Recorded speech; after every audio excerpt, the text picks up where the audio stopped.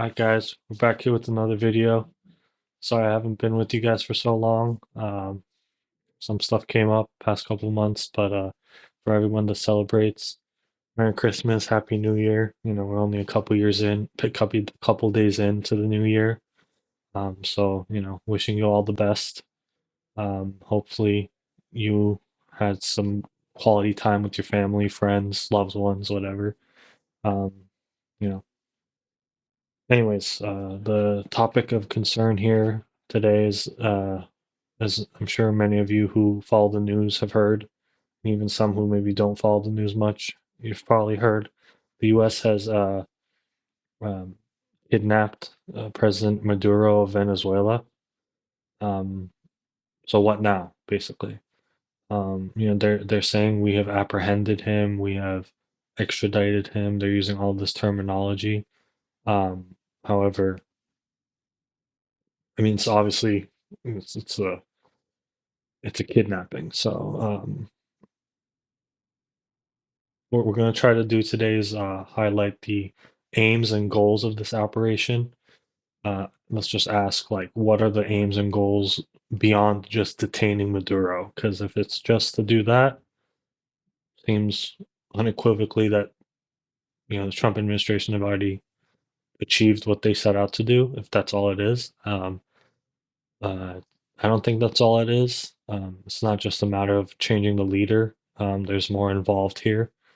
Um, so, as ever, perhaps for good strategic reasons, but equally plausibly for reasons such as there being no coherent plan, there's ambiguity at best and incoherence at worst. So, um, it's difficult to make heads or tails of what they're saying and what is being spewed in the media and spun. There's a lot of spin going on in politics, as there always is.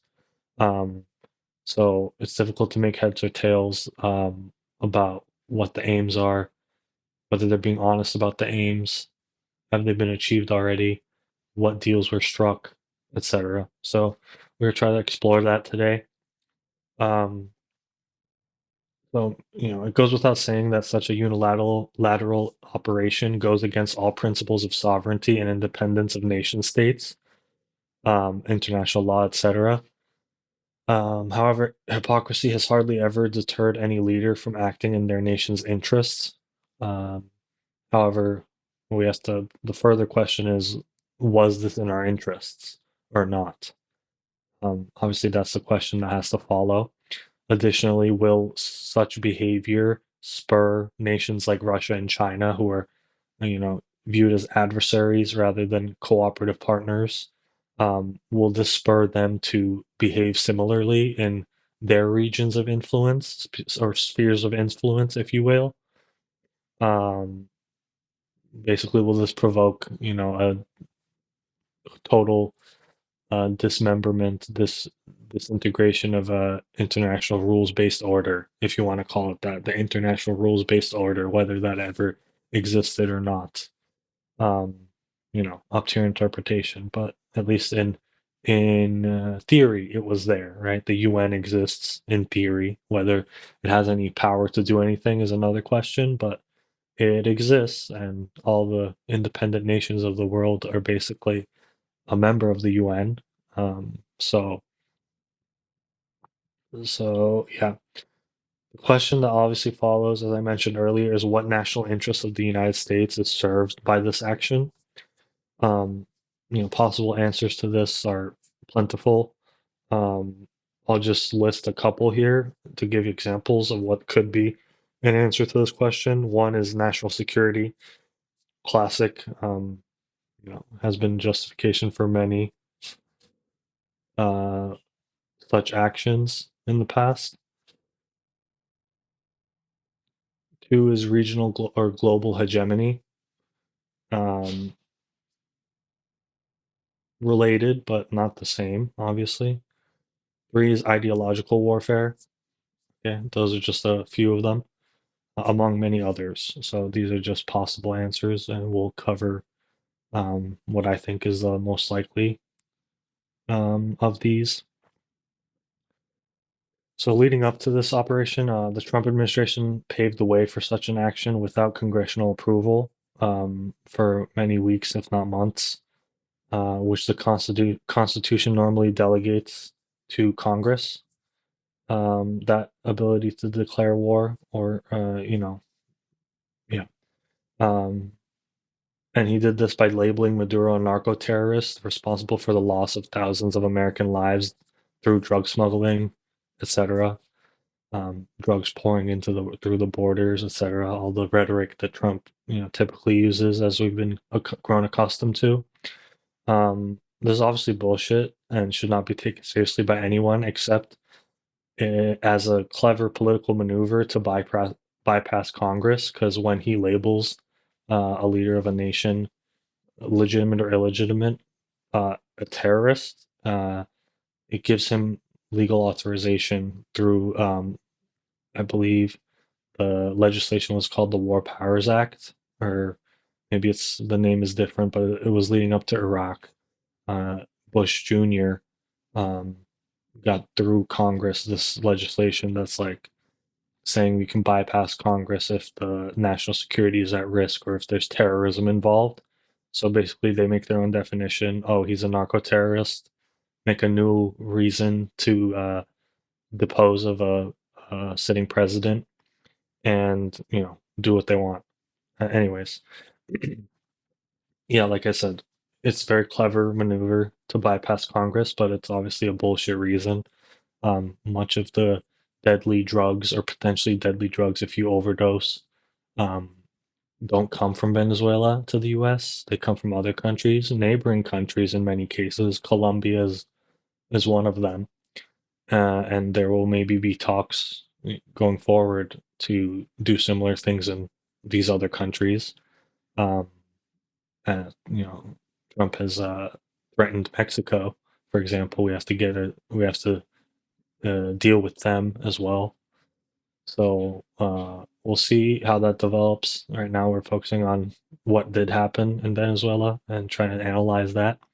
But we'll you know, keep an eye out on further developments in the region, Colombia, Mexico, other Caribbean or Central American or South American countries. However, it does beg the question. It does, raise some eyebrows how Trump just basically bailed out Argentina because they have a far right lunatic as their president, and he bailed them out with to the tune of what was it, 20 or 40 billion dollars of American taxpayer money. For what reason? He likes him. That's it. Like he's ideologically feels aligned with him. He thinks they're politically, uh, close to each other, so support each other basically. Um, so that maybe if you were listening earlier to the possible reasons for choose from about what national interest this serves, number three, ideological warfare. We'll cover that later, but that's a prime candidate. Um, yeah, President Trump is openly saying the U.S. is going to run Venezuela indefinitely. It's not very clear what that entails, what deals were struck, what's going to happen going forward. This last 24 hours hasn't even been 24 hours since this happened. So, obviously, a very new developing story. What is not developing is like they were able to apprehend Maduro fairly easily and quickly, swiftly. So, that has been achieved. Um, and reportedly, they're going to try him in New York, New York court. This is an interesting point as well. Um, with Zoran Mamdani just getting sworn in as mayor, I think that was the timing is kind of not accidental. Anyways, yeah, Trump openly saying the U.S. is going to run Venezuela indefinitely, an obvious egregious violation of international law. But he also openly says that they stole our oil, which we are taking back now. Uh, on this front, the honesty is refreshing, honest, to be clear. Even if it is crude, pun intended, fully, and unrefined, another pun intended. Um, the stupid lies such as WMDs in Iraq are not being used this time, is much more honest at the very least for all of its flaws and, things we can criticize to no end. Um, you know, the only thing that is exaggerated is the fact that, you know, uh, the fact that he's a narco terrorist and cost thousands of American lives. That's not the case. And that's not the reason they're doing this either. So, is or was Venezuela a national security threat that has now been neutralized? Um, on both accounts, no, obviously. The aims are, and here's the answer to the question we posed earlier, the aims are fourfold as far as I can tell. One is regional or global hegemony, or merely a reassertion of what already existed. Just reasserting ourselves, US, on the world stage. Two is ideological warfare, also touched upon earlier. Um, they don't like this regime, its ideology, its economic policy, and so on. Can list a infinite list of things they don't like about this regime. So they want to get rid of it. Three, resource extraction for the oil barons, and four, regime change. So all related to one another and all relevant here. If I'm right that these are the goals, then the effort looks well on its way to success, at least in its early stages. So obviously it's early days, hasn't even been a full day since it happened, but um, it appears as if a deal was struck between the US and the vice president of Maduro. What this deal entails is yet to be seen. Maybe the idea is that, the VP has some legitimacy amongst the population, possibly, and could, take this forward, so maybe that's the idea is like they'll be the new leader going forward. So whether that's gonna pan out, yet to be seen, obviously, but we'll see. Will this be another forever war? Again, unclear, inconclusive. I don't want to be, say, throw my hands up and say I don't know what's going to happen, but obviously nobody knows for sure. Can the four goals I laid out, conceivably be a quick and relatively painless in and out operation? Um, can they all be achieved by that? This depends heavily and entirely on the attitude held by the general populace of Venezuela and the military to the Maduro regime and its ideology. In other words, with Maduro gone, will the country descend into a chaotic power struggle a la Iraq, Libya, among other countless other examples? Or will this be the exception to the rule where the US will be greeted by the people as liberators and, um, we're freedom fighters and welcomed? Um, you know, color me skeptical that this will be all that different from the past attempts. It seems that there will be a power vacuum or void, and chaos will ensue to see who fills it. How this can be prevented? Maybe it would be best prevented by striking a deal with someone already in government, and maybe that's already underway and happened, and we're just not privy to it. But it is to be seen. It's possible. It's not. It's not out of the question, but it's also not clear. Um, I hope, I'm wrong and this is as peaceful and as smooth a transition as possible. But if history has anything to teach us, this seems very unlikely, unfortunately. Um, you know, imperial type power grab moves for the resources of another country rarely go over well with the local population and people in power and those in the military.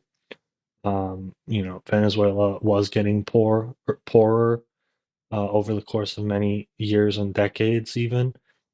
Um, but doing something like this, privatizing everything and giving the spoils to the top whatever percentage of people and companies and heads of powerful rich oil barons is not the solution to the economic woes of the country, and that will pan out. You'll see that shortly. I mean, it's not gonna bring prosperity to the people. It's going to bring prosperity to a very few select people and companies, which will dominate the society and put their boot on everyone else's neck. So that's how I view it. Anyways, uh, yeah, that's those are my thoughts. If anyone disagrees, shoot me a comment. I'll love to discuss it. Anything you disagree with in this video, a point I made, a detail, something I got wrong, go ahead, be my guest. I would love to engage. Anyways, like, comment, subscribe, please. Share this if you found it insightful and interesting and um, informative. This is a developing story, obviously.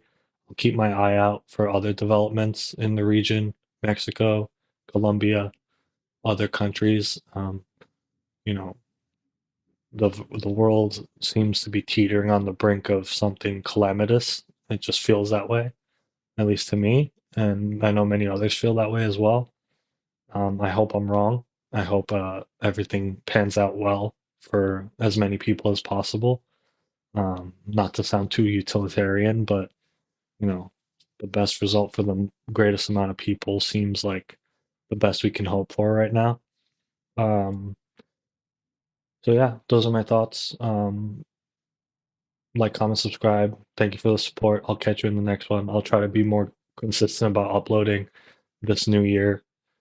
Kind of made it like a New Year's resolution, get more content out there, be more informative. So I'll put out stuff about AI, new technologies, books I found interesting, informative, book reviews, etc., current events when they're significant enough. And we'll go into the new year strong and make a lot of content. And I hope you guys keep interest and keep engaging with the content. And if you have any suggestions, again, shoot me a comment. All right. Thank you guys. Bye.